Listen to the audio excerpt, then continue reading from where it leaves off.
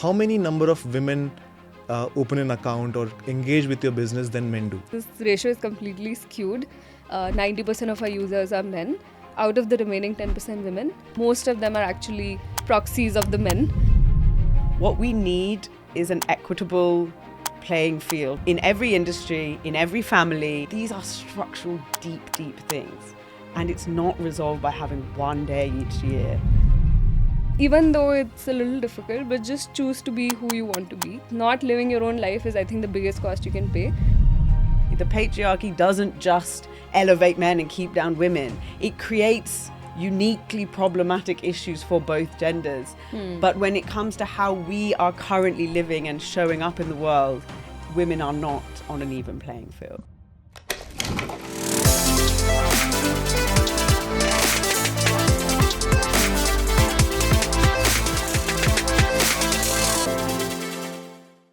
Welcome to our International Women's Day podcast at Majik House Podcast Studios. I am Naved, your host today. And what we're doing today is we're celebrating spirit of being women that you are.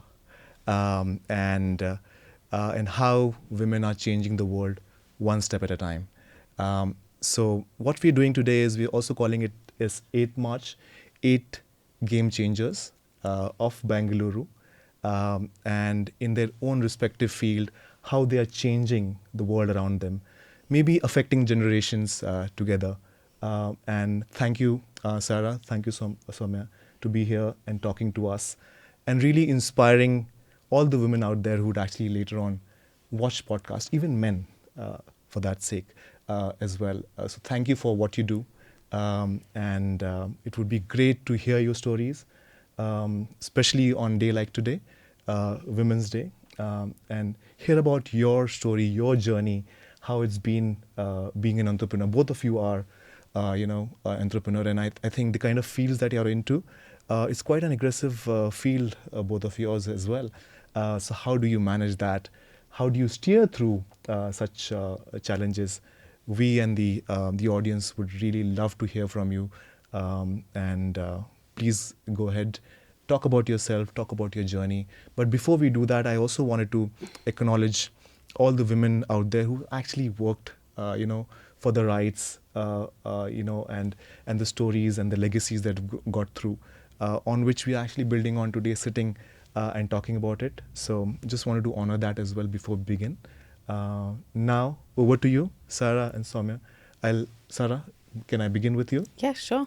So Sarah, you've been in India for last 8 years. Yes. And you've been working on a really cool initiative based out of here in Bangalore in the Nagar. Yeah.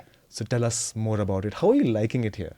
I love it here. I mean, I never, when I came to India, I knew I wanted to live in India. I'd actually always felt like a strong draw to live here. I'm from London, born and raised. But I never knew how long I'd come for, but I'm still here 8.5 years later. I truly feel this is now my home, and I've put down roots here. I mean, in the form of physical bricks and mortar businesses, you don't get more rooted than that. So yeah, it's home.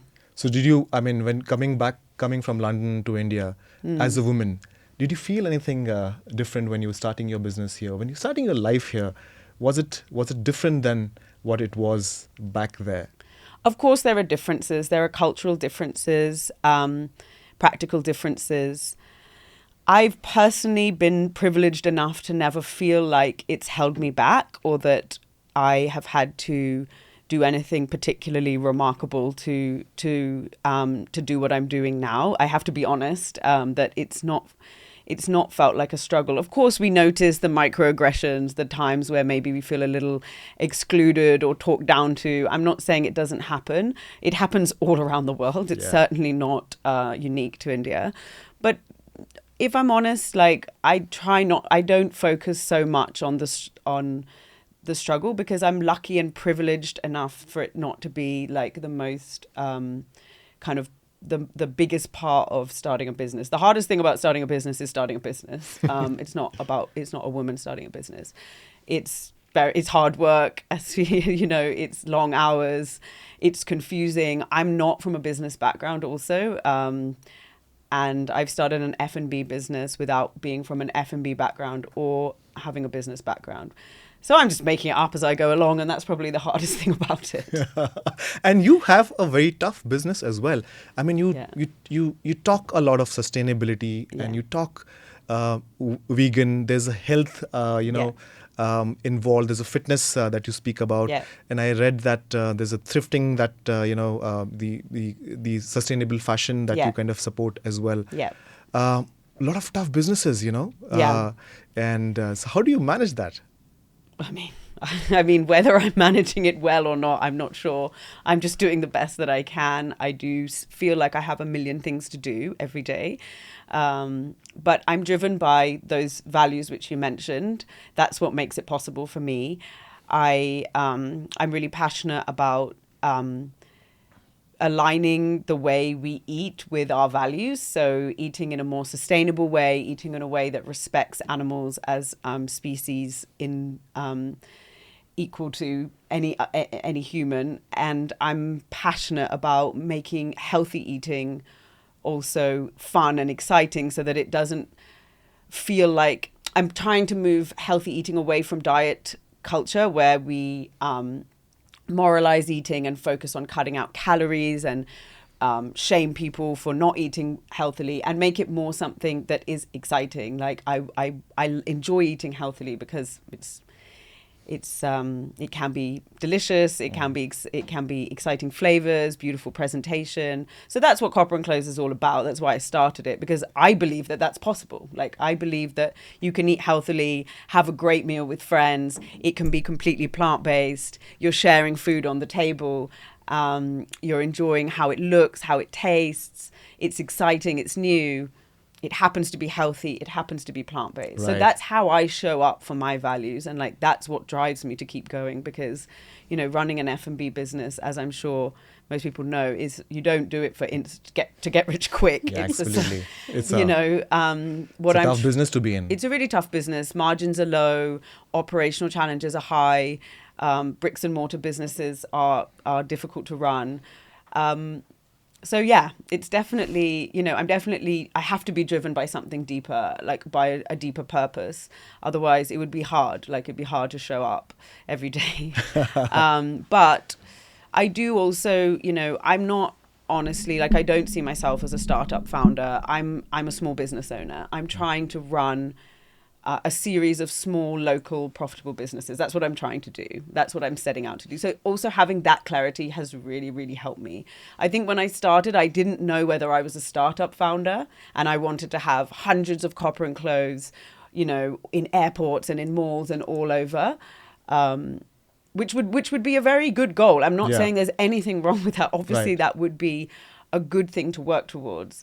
But there's also the opportunity to really drill down into running some flagship outlets, which we have two in Indranagar. One is a cafe with, like you say, it's a community space with a bookstore, a thrift store, a sustainable clothing brand. We want to create an experience that showcases the values that I've mentioned, that showcases food, but also a way of living that's more sustainable.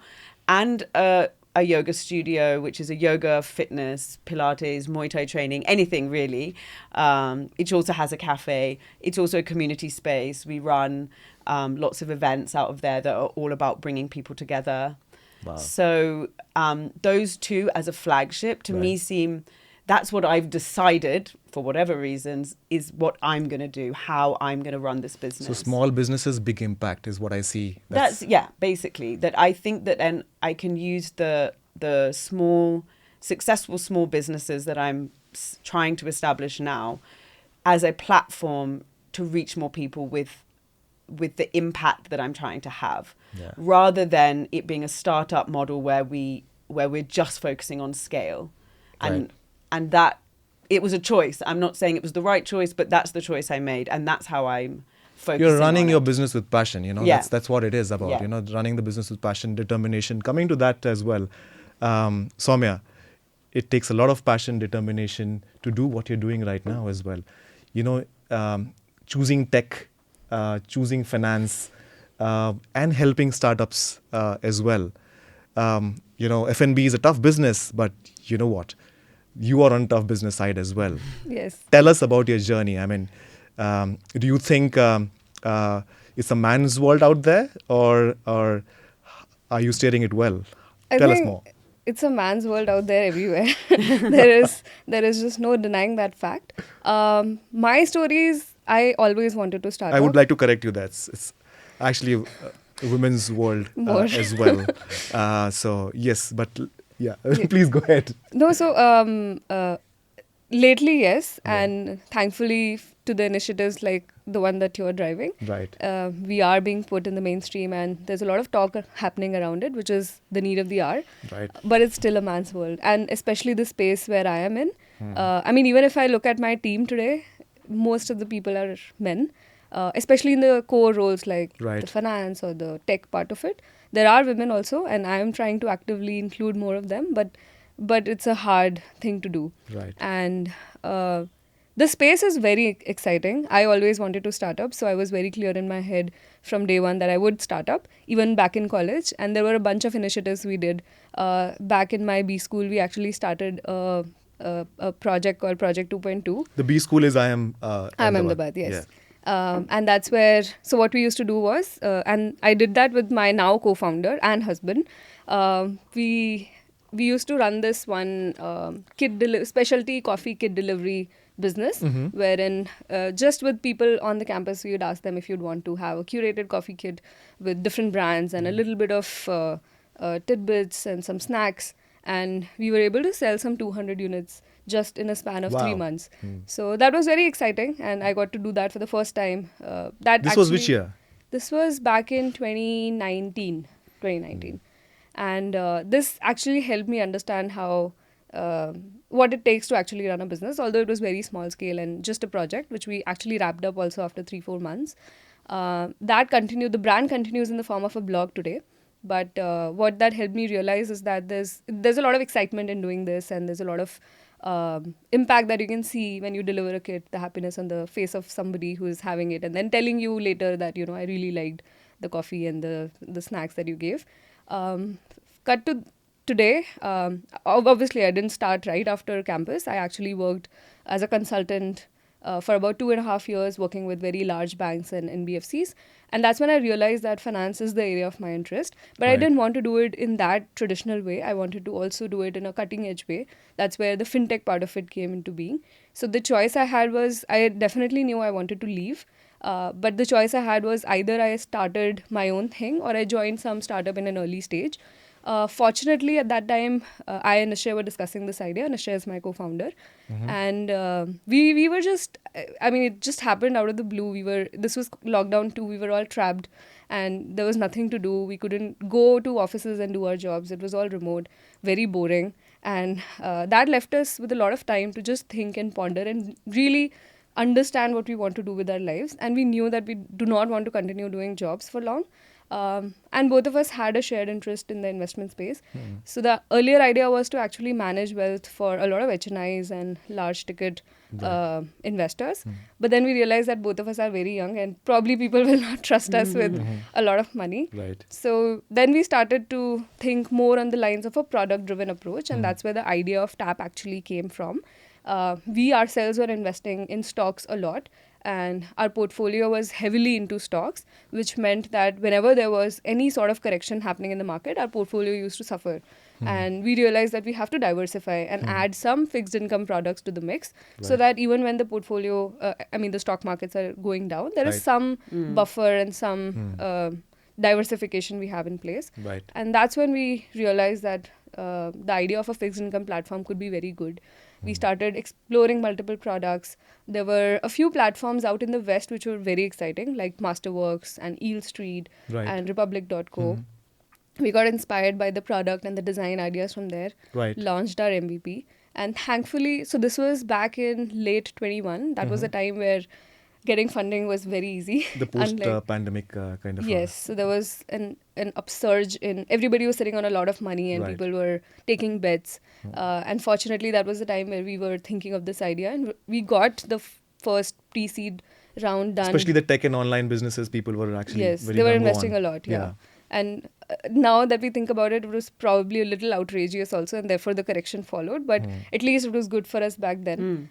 We spoke with a few folks. We realized that this is an idea which can actually catch on, and a lot of people have a real need for this. Right. And so we took the plunge. We left our jobs, and much against what our families wanted to do back then, but we took the plunge and we started it out. It has been challenging, no doubt. It's a category creation exercise. Even in India today, still a lot of people would, if they want to make money, they will. And if they think about investments, the first thing that will come to their mind is probably real estate Right. or gold or stocks, right? Nobody Right. really thinks about fixed income as the first thing that they should think about when investing. FD Right. is still the most invested in product, but people think of FD as savings, not really investments. Absolutely correct. So therefore, fixed income investing is still not so mainstream, but we believe that this will become mainstream, and the way regulators are moving and the kind of push they have towards products like bonds, this will become mainstream very soon. Right. And we want to be the ones to make it happen, to be the first three, to really make this happen in India. Maybe Right. become the Zerodha of fixed income world. Such a nice one. Yeah, Great. but it'll take time. It's a 5 to 7 year journey minimum. Right. But we are ready to put in the effort because I think it's something that all of us need. Absolutely. Such an honor, Soumya. Like we said, we were inviting 8 changemakers today, and you're one of them. So congratulations on your journey and what Thank you're you. doing. You are really bringing in change as well. Not only from what you're doing in the field of finance, like you rightly said, it's been a man's world out there. But you know what? Who's a finance minister now? So the changes are happening. Changes are happening, and we could see it around us. I could feel when you said what you're doing, the passion that goes into the creating such a business as well, is a change that's happening as well. We see it all around us. Yeah. So congratulations there, and all the best. Yes. I'm sure it's going to be one of the unique one in the country. Yes. So all the best for that as well. Thank you. Yeah. So I mean, coming back to being the man's world on a Women's Day, we're talking. Sarah, what do you think? What does Women's Day today? What does it mean to you? I think it's a complicated thing. Okay. I feel that Women's Day, in theory, it's a nice idea that we use this day to try to do things like this, amplify women in business, give opportunities to, to push women's businesses forward, to honor the women in a workplace and for their contributions. For sure, that is a positive thing. But the idea of Women's Day itself is quite problematic because often a couple of things I've noticed over the years with International Women's Day is that you tend to get a lot of WhatsApp forwards about Women's Day that basically highlight women as these amazing people who are, amazing at being mothers and sisters and daughters, and now they're working and they're doing. So you kind of this and they're isolate doing them this. and microanalyze them and all that. And it's also just emphasizing like they should be able to do everything. They are these amazing creatures that are just capable of being so nurturing, and yet now they're so fierce. And it just all feels a little bit much. Like actually what we need is an equitable playing field in every industry, in every family, whether it comes to finance, whether it comes to starting a business, whether it comes to decisions about your children's education or about whether they have equal choice in how they get and how they get married. That is what is needed. Right. It isn't actually to celebrate women. It's to identify what are all the problems that are leading to this uneven playing field and actually tackling them. And WhatsApp forwards don't tackle them. Podcasts are great, but it's not the root of the issue. The root of the issue is, women are still responsible for most of the childcare and home issues. Like it's considered the female domain to resolve all that. And therefore women are doing twice as much, and therefore it makes it very difficult to do other things. Right. There's far more structural issues in relation to the way women enter the workplace, the way families think about what a daughter's role is. These are structural, deep, deep things. And it's not resolved by having one day each year where we like celebrate women and their achievements. It's just not. So Women's Day, yeah, I'm all for it. I want, I was asked to participate. I'm here. I'm happy to do it. And I'm not in any way criticizing it. I think these are great things. It's much better than, the WhatsApp forwards. Yeah. This is something real and you're giving us a platform to talk about our businesses as female founders. It's great. Right. But Women's Day as a concept, it's very surface level ultimately. Right. And, if Women's Day was the day the government announced some kind of like universal childcare package that would enable an equal playing field for parents, or it was the day that, we introduce things that would actually change the way that, that businesses are run, then then that would be a great day to do it. But it ultimately requires a lot. You know what's really happening, Sarah, as well is that, while we're talking about it, there's a thought that's gone in, once you said it, and I'm sure a lot of people, Soumya, I will like to take your opinion as well. But, and I've spoken with a lot of women around, and I think the feeling is the same, but the conversation increasingly, what I think, is getting more and more meaningful. What you just said is one grain added to that as well.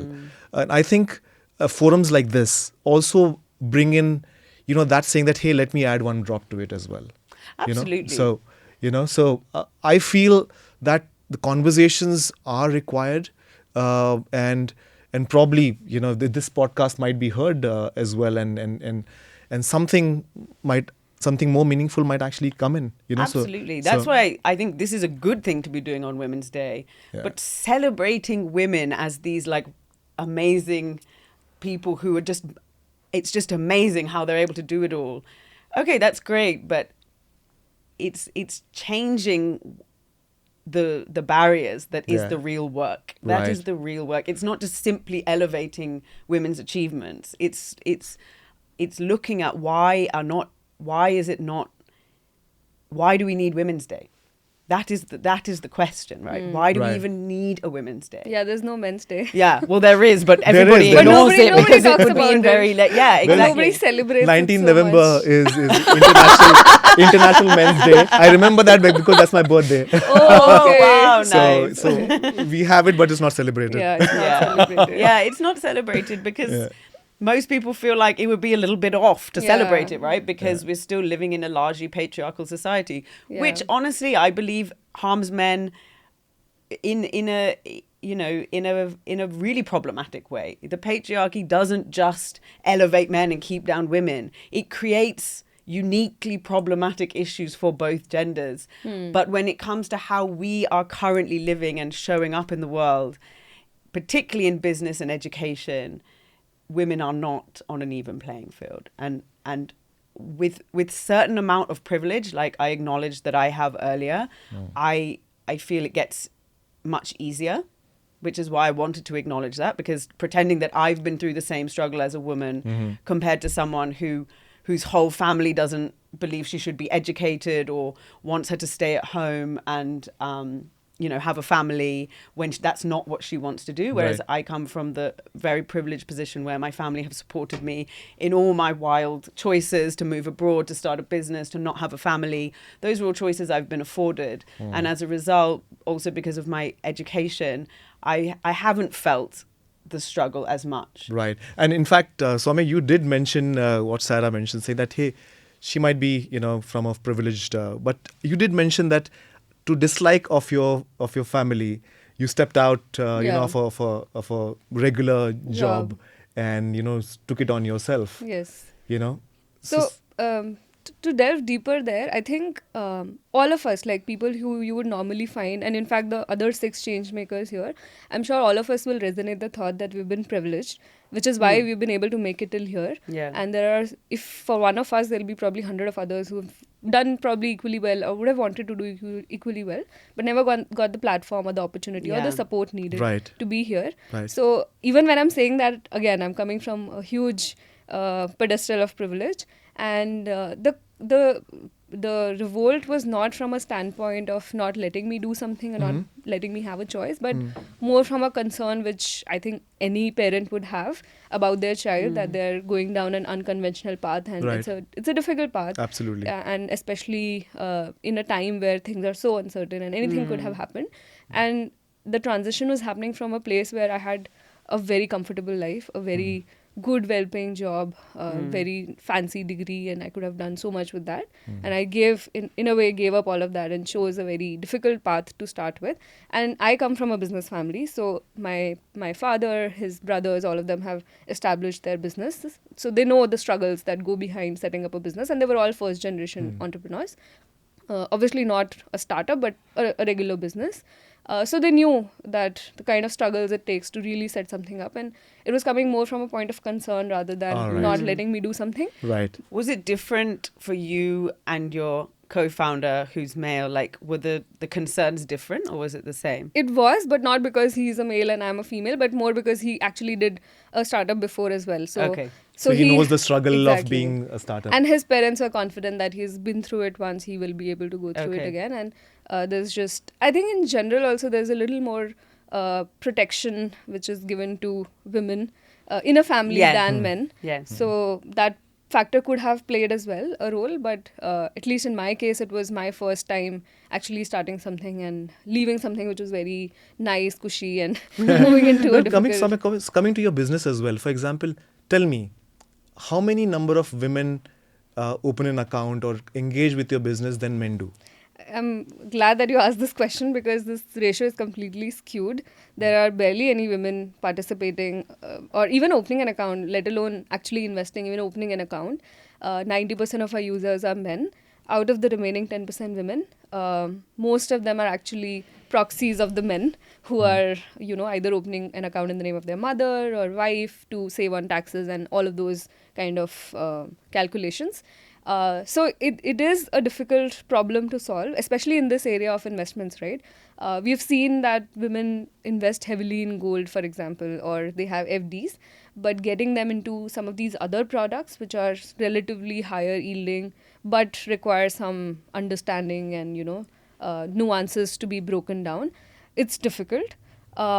Instead of really making the effort of educating them, bringing them to where we are, what we are trying in reverse is to take them from where they are and coming up with products which will align more with what they like to do. Right. So, for example, Tanishq and all these jewelers have their gold program. We're trying Right. to launch that on our platform so Right. that even the ones who don't have a store nearby can participate in it, and that's something that they already know, right? Why do you want to force feed them Right. something that they Yeah. don't understand or don't want to do?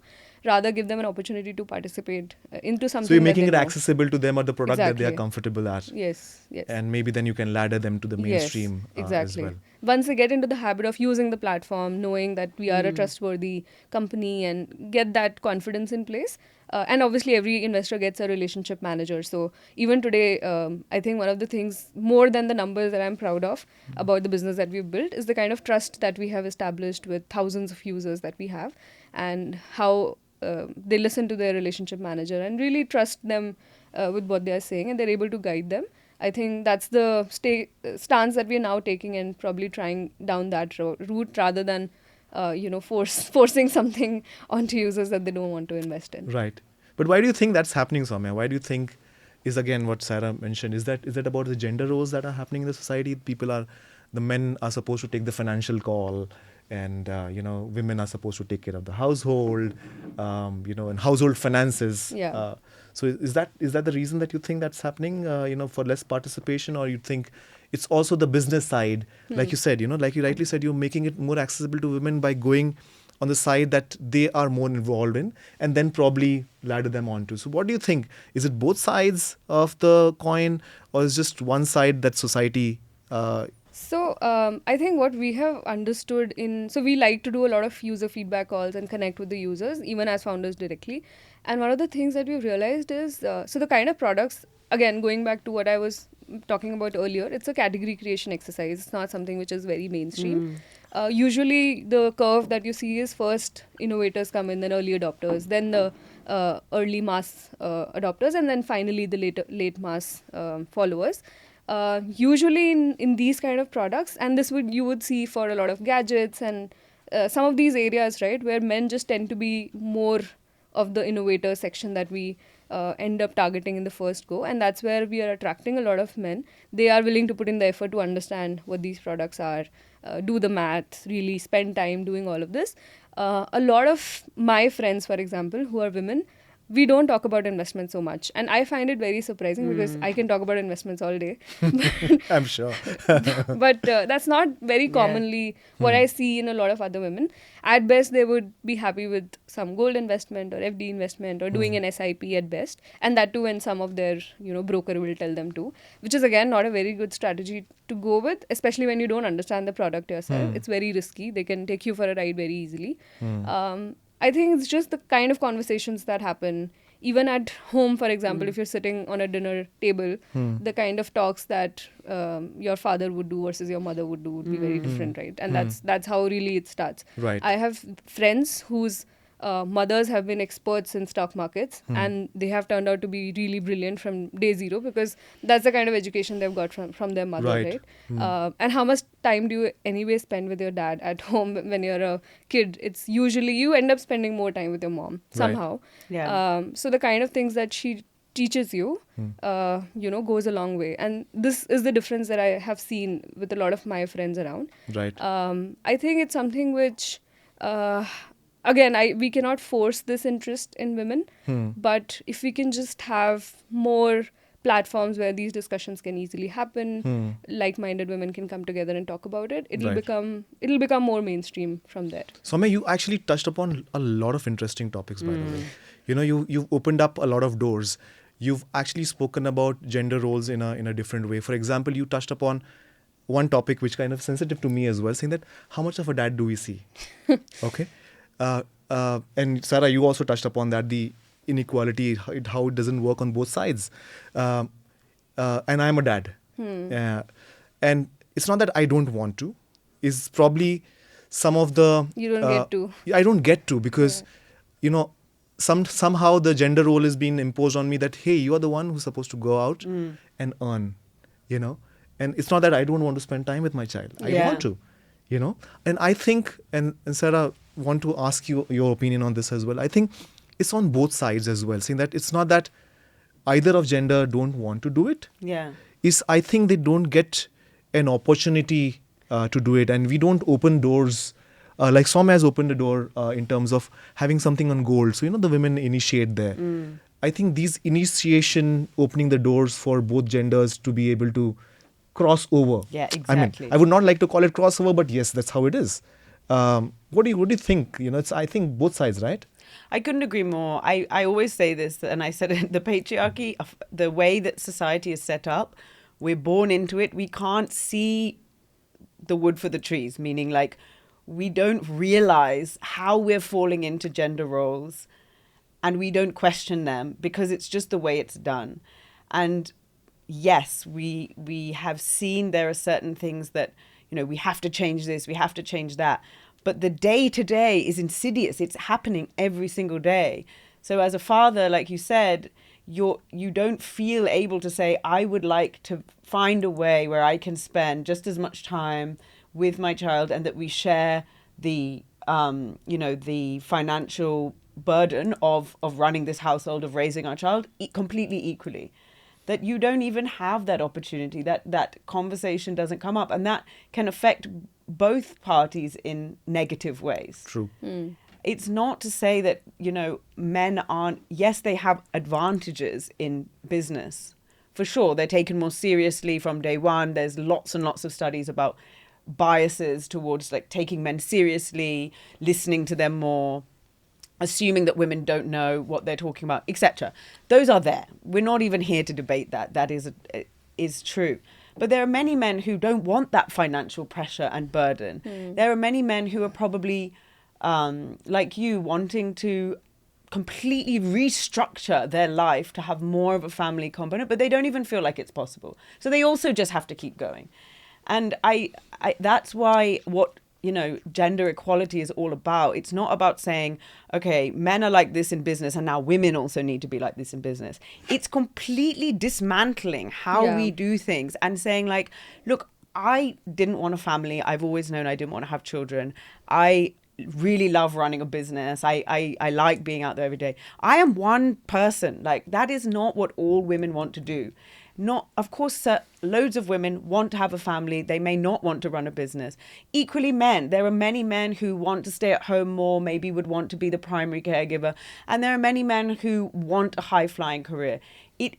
What we need to do is create space across both genders and across all different types of lifestyles that enable everybody to genuinely have choice in what they do, whether they want to, what type of relationship they want to have, what type of family they want to have, what type of job they want to have, what is meaningful work to them. Is it being the co-founder of a startup? Is it being a small business owner? Is it being a homemaker, or is it being like an employee in a business? There's so many different lives, and we kind of like putting any kind of stereotype and saying this is kind of the way it should be is obviously unhelpful, and that is what we're fighting against. And that is why we want men and women to be allies in this fight, because it gives everybody more choice. It is not to raise women up because the men are up here and the women just need to be pulled up after them. Men are also suffering, and women are also suffering. Like, this is not a helpful structure of society that we're living in. So that, I think, is really, really important. And that's why I don't think that's why I said about International Women's Day being very complicated in my mind. But I do like to kind of really resonate with what Soumya is saying. Like, for example, I am not from a business or commerce background. I didn't work in finance, and I found investing very, very like confusing, and I always felt like it wasn't for me. And I think, a couple of years ago, I read a book called Girls That Invest. I found it really helpful. What's the book called? Girls That Invest. Mm-hmm. I'm sure you know it. Yeah. It's also like a very, very successful podcast and Instagram page. And I was like, oh, wow, I have been missing this whole thing this whole time. And then suddenly, I'm in a group with my male friends and you hear them talking about investments. I'm like, sorry, guys, are we supposed to be investing? Like, I thought that was something that like grown-ups do. And like, oh, actually, we're in our 30s. We are grown-ups. Like, this is something that I feel exactly like you. Growing up in the UK is exactly the same. We, as girls, we weren't talking about investing. Our parents weren't talking to us about investing. But I do fully believe that, if I was male, that information, it's like it goes into you by osmosis. Just your male relatives are talking about it. Your parents' friends will end up telling you like, oh, you should really get in the stock market. And they're just not saying that to me. And that is, I think, like, something which I really hope is changing. I think people like you are changing that by opening up the conversation, and like I hope that we can have a conversation. You can educate me. But like, and I would love for you to like run a Women That Invest group or something in our community space. Actually, you should. I would give some serious thought to doing that. Yeah, because we have a space. We pull together lots of different groups around different topics. And I have the space that you could run it from. I would love that, because, like you say, we just need to. Once you've realised it, you realise there's a whole other world that I didn't know about. But it's not like willful ignorance. It's not like I was like, oh, I don't want to know about that. I'm a woman. I don't want to invest. It's not like I ever thought that. It just happened by accident. Correct. I mean, so much of a gender role there, right? Finance and all that. Oh, the man is supposed to be doing it.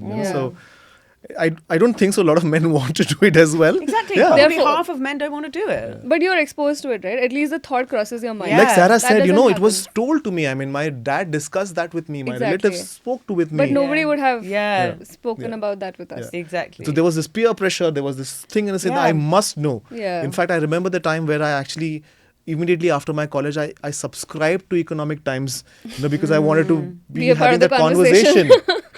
So I mean, I don't know how much of that pressure actually comes on to women as well, and why not? It's not about pressure; it's about equal discussion. If you like it, get into it. I think so. Going back to what you were saying, right? More than us talking about it at a global level or calling it International Women's Day, it actually starts at home. We have to, all of us have to actively acknowledge that we are in this trap of sorts, and somebody started this game and they just made us players.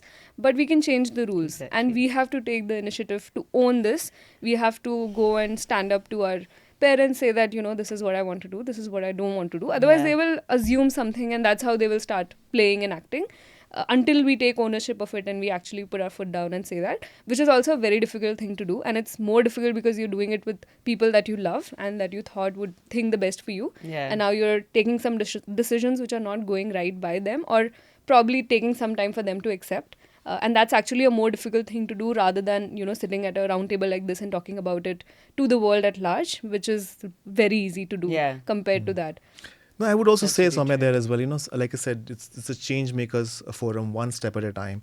A small change, a small conversation, a small Yeah. talk with your, with somebody who's close to you, or maybe something that you observe and just tell them that, hey, why not this as well? I think that's where the change maker, change happens. And thank you. I mean, you both are change makers, and something that's happening in Bangalore, of course, that's happening across the country and internationally as well. Thank you for bringing in that international perspective as well.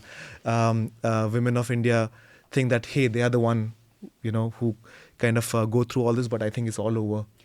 It's all over. It looks different in different countries. And of course, some countries are more liberal and equal in terms of the way their laws are enshrined. But what we're talking about now, which is not enshrined in law, we're talking about roles, we're talking about stereotypes, we're talking about just the way things naturally happen. That is everywhere. Yeah. And it's just spotting it in its different forms. And like you said, realizing the way that we all play this game. We don't want to disrupt. We love, like you said, I thought it was very insightful. Like, we love thinking of ourselves as disruptors in the world at large, and we hate thinking of ourselves as disruptors within our personal sphere. We want to be loving, and we want to kind of please our families, and it's so much more difficult to stand up for things which we see happening in our home, largely because we know that for most of us who are lucky enough to have loving families,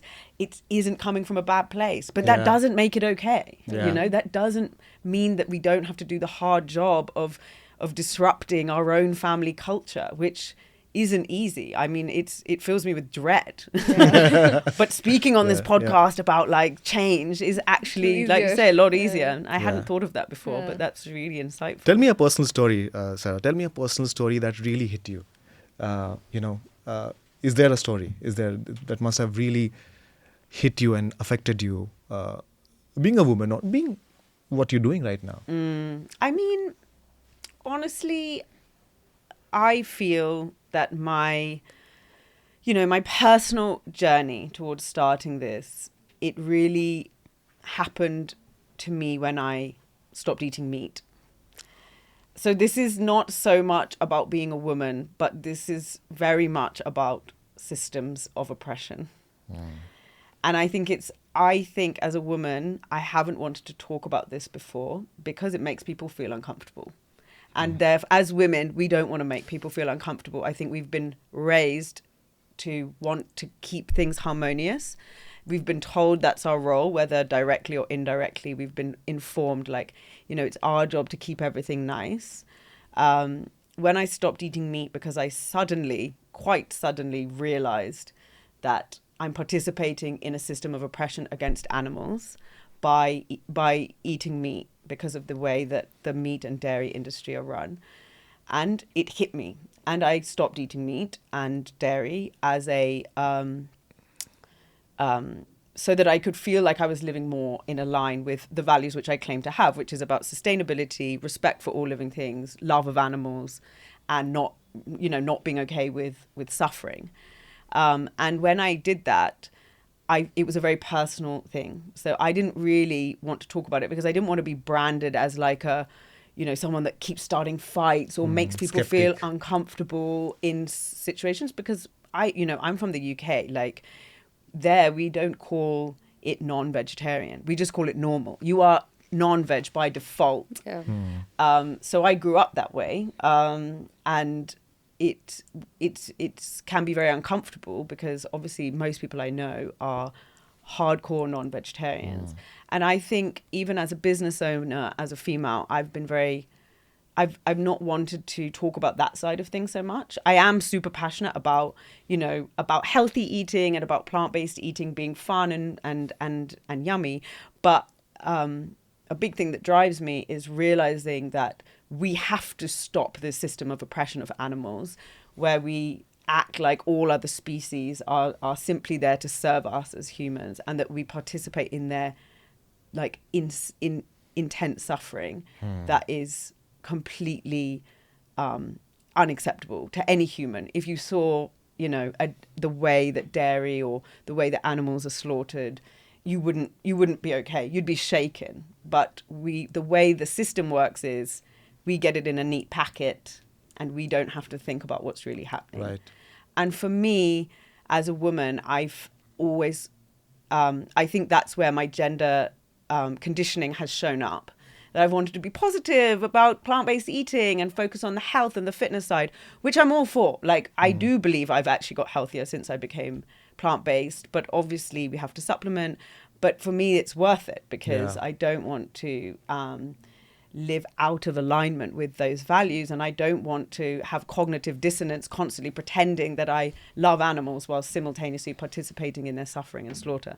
And I've realized today that as I'm not going to be quiet about that anymore. I don't believe that it's offensive to say what I'm saying, but people do find it offensive. I mean, people will, the minute I say I'm vegan, will be like, do you know this? Do you know that? They find it offensive almost. And I silently take it. Like, I'm like, yeah, no, I know. But, and, I often apologize for being vegan. Like, I go to someone's house, I'm like, oh, I'm sorry, I'm vegan. I know, I'm such a hassle. And they're like, oh, and obviously lots of people are super supportive and lovely about it. But I often apologize for being vegan and not drinking and being so boring. It's not how I feel. That is not how I feel. It's not what I believe. I believe really strongly in this. And I'm not here to shame anybody. I'm saying I used to eat meat while simultaneously loving animals.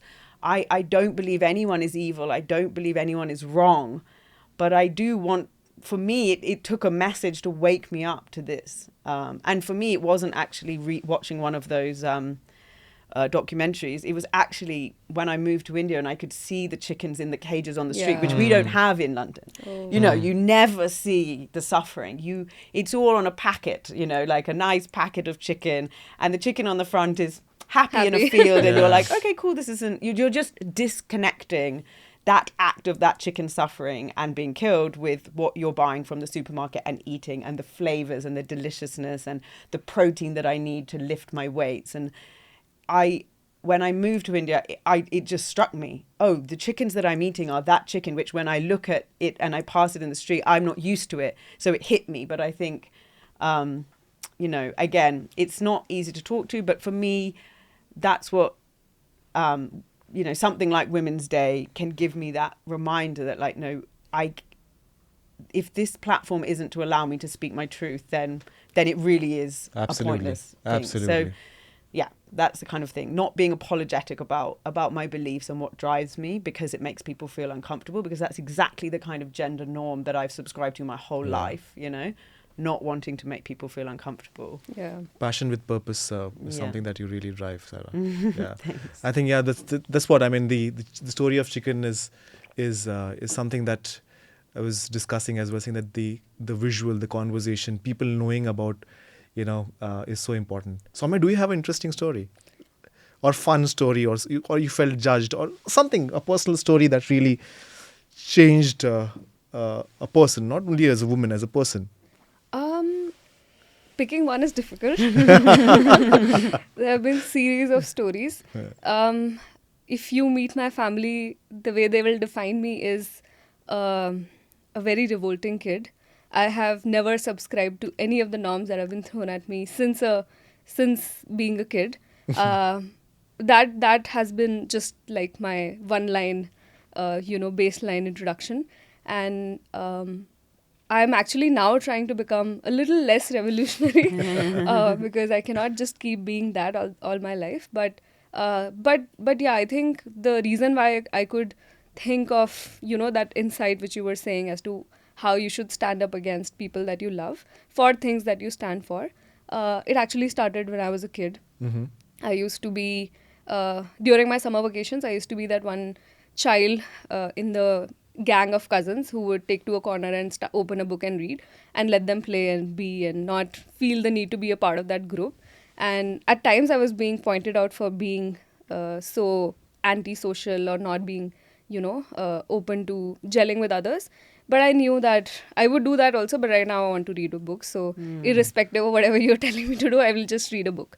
And that has actually not been easy. I mean, being pointed out for everything that you're choosing to do is not so easy, and still continuing to do it.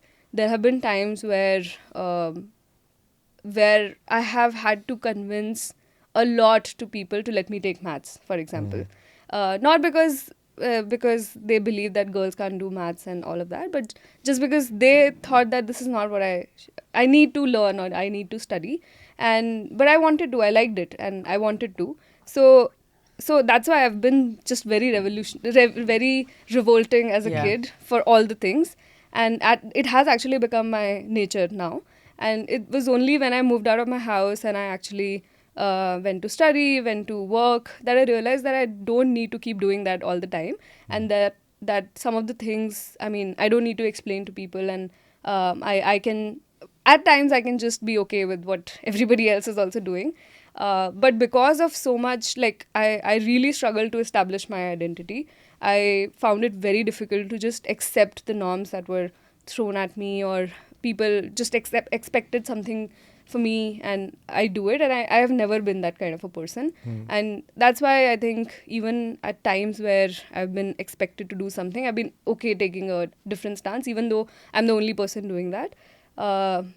It has become easier now, but it has been a struggle all my life, and there are cons to it. It has changed my personality in a big way, and I actually find it difficult to become a part of a group and make friends so easily because of all of this. I'm trying to change, but I think I just, when I reflect back, sometimes I feel sad that I had to like really fight so much for each and everything, and it shouldn't have been that way. It should have been easier. Exactly. But I think now that I know all of this, I think it's easier now, and I'm making conscious changes to that effect. But there is a, that's why I said it's just too difficult to be that Absolutely. kind of a person, and there are costs associated with it. It's good that I mean, at some point you realize and you're able to make amends, but yeah, being your own self is actually very difficult in today's world. That is Absolutely. just my story. So quick one as a closing remark, saying that as a change maker to the next generation who's watching this podcast on the camera, would you want to give them some message, Soumya and Sarah, both of you? No, I think my message would be that even though it's a little difficult, but just choose to be who you want to be. Don't get defined by the roles that other people are telling you, or anybody honestly is telling you. You should be the one listening to yourself and defining who you want to be. It will not be easy, especially if you're choosing to be something or somebody that conventionally you're not supposed to be. It's going to be difficult, but in the long run, it's going to be worth it, because not living your own life is, I think, the biggest cost you can pay. Any other cost would be very, very less compared to that. So be okay with it. Try to be revolting. It's not so bad. And yeah, just be yourself. Sarah, over to you. Similar. I think that it's very easy to have a short-term peacekeeping view, especially as a woman, versus what will be better for you and those around you in the long run. I think it's really easy to imagine that because your parents want you to do something or your partner wants you to do something, that keeping them happy in the short term is the best thing to do. But in the long run, everybody will benefit from you forging your own path and standing up to structures that are trying to tell you to do something else, whether that's whether you should get married, whether that's whether you should take this job over that job. Short term, you can keep people happy in the short term, but you cannot deny your reality in the long term. And in the end, more damage will be done by you trying to keep people happy for long, long periods of time. I've learned that from experience. And like I said earlier, for me, it's about not being embarrassed about standing up what you believe in, even though it might currently, right now, be something that makes other people feel uncomfortable or goes against the grain. So whether that's like for me being plant-based or stopping drinking alcohol, those two things, most of my friends and family were like, okay, I don't know what, it's going to be so boring.